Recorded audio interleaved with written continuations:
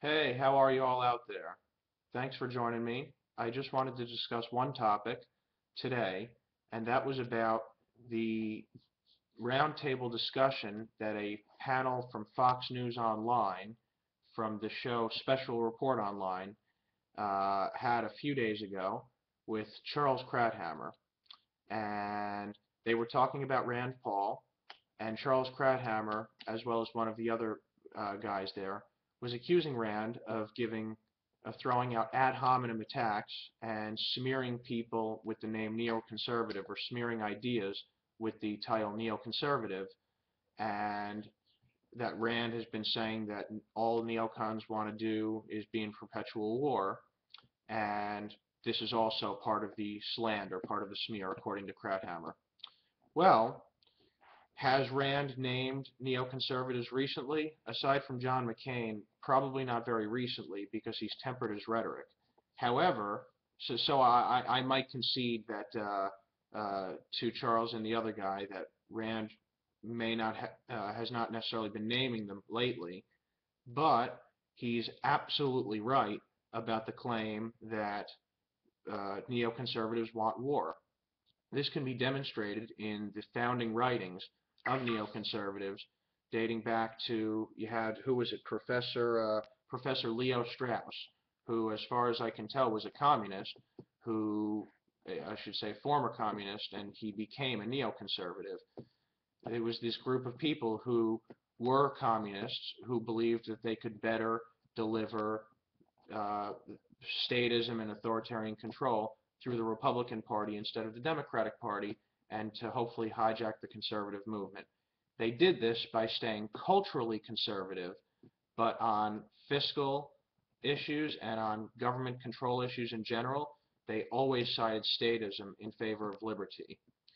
Now, specifically why they want war, and they have this all in their writings, is because they believe that being free and prosperous will create a nihilism which will be destructive toward our downfall.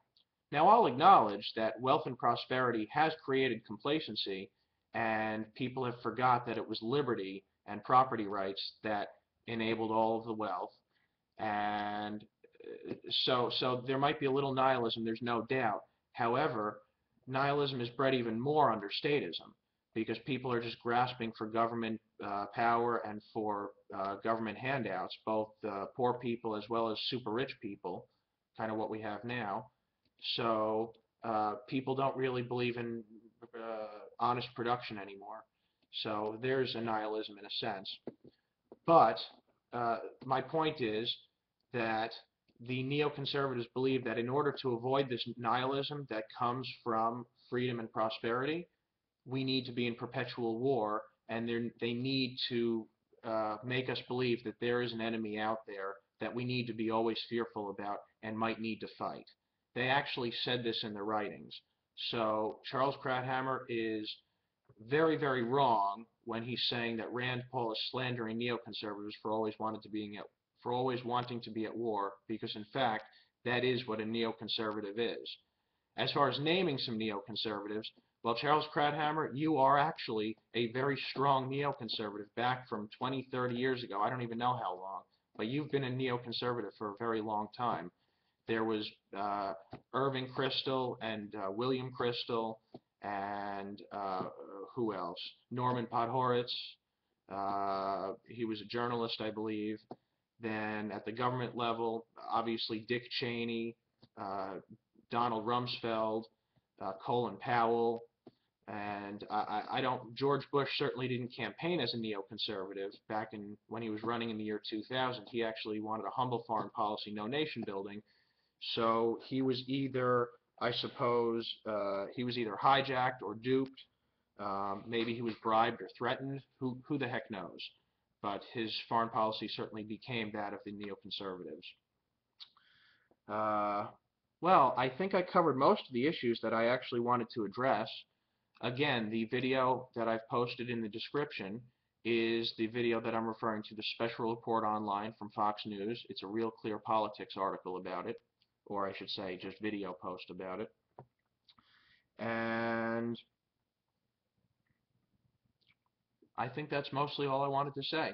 if you all want to do any more research on neoconservatives, there's some great articles. I will post another article posted by catounbound.org, and it's a periodical done by the Cato Institute, who they are libertarian. However, they're more Beltway libertarians and not quite Lou Rockwell, and I consider myself that more quote-unquote extremist libertarian, if you want to put it that way, although we certainly we just believe in peace.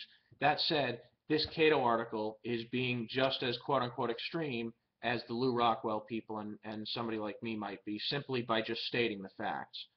You know, facts are treason, and truth is treason in the empire of lies, right? So I think that covers it. And one other issue I did want to bring up is there's a great speech given by Congressman Ron Paul back in 2000, I believe, yes, 2003, July 10th, that can be found in his book, A Foreign Policy of Freedom. It can also be found on YouTube, and I will post that to the description as well. And a lot of what I covered, he covered in his talk, which I haven't listened to or read in ages. I just remembered that I had the book, so I pulled it out. And there's a great 10 points about neoconservatism. I'm sorry, 17 points about neoconservatism. I'm going to read those to you now that Ron Paul makes in this talk, in this probably a special order speech on the House floor. And I will leave the video at that. I'd love to hear your comments, whether it's a written comment or a video response. Go for it. So, referring to neoconservatives in his House speech called Neocon, these are the 17 points about neoconservatives. They agree with Trotsky on permanent revolution, violent as well as intellectual. They are for redrawing the map of the Middle East and are willing to use force to do so. They believe in preemptive war to achieve desired ends. They accept the notion that the ends justify the means, that hardball politics is a moral necessary.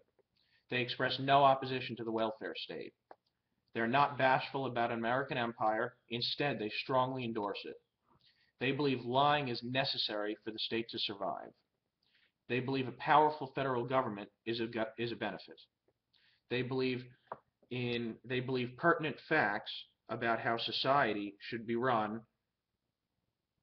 should be held by elite and withheld. They believe neutrality in foreign affairs is ill-advised. They hold Leo Strauss in high esteem. He was a communist, I think. They believe in imperialism, if progressive in nature, is appropriate. Using American might to force American ideals on others is acceptable. Force should not be limited to the defense of our country. 9/11 was a result. 9/11 resulted from a lack of not enough intervention, not too much intervention. They dislike and despise libertarians, therefore the same applies to all strict constitutionalists. They endorse attacks on civil liberties, such as those found in the Patriot Act, as being necessary. They unconditionally support Israel and have a close alliance with the Likud party. Now, that last point I'm not positive about. There's certainly no doubt that the rhetoric would suggest that. I don't know how close they actually are, what individuals they are.